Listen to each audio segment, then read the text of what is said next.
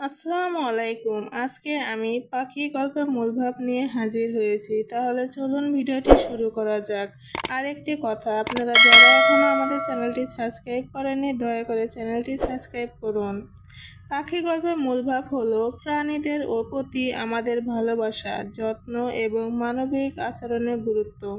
এই গল্পটি লীলা মজুমদার রচিত, যেখানে কৃষ্ণ এবং লাই নামের দুটি চরিত্রের মধ্যে পাখির প্রতি গভীর মমত্ববোধের চিত্র ফুটে উঠেছে।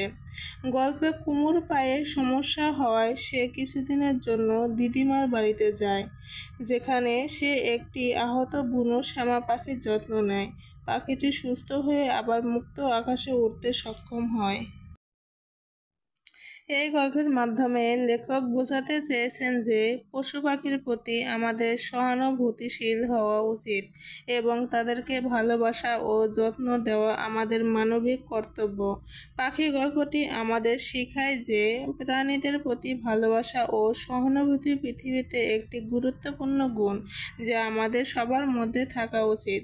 পাখি গল্পের মূল ভাব এ পর্যন্তই। আপনারা অন্য কোনো গল্পের মূল ভাব পেতে চাইলে আমাদের কমেন্ট বক্সে কমেন্ট করুন।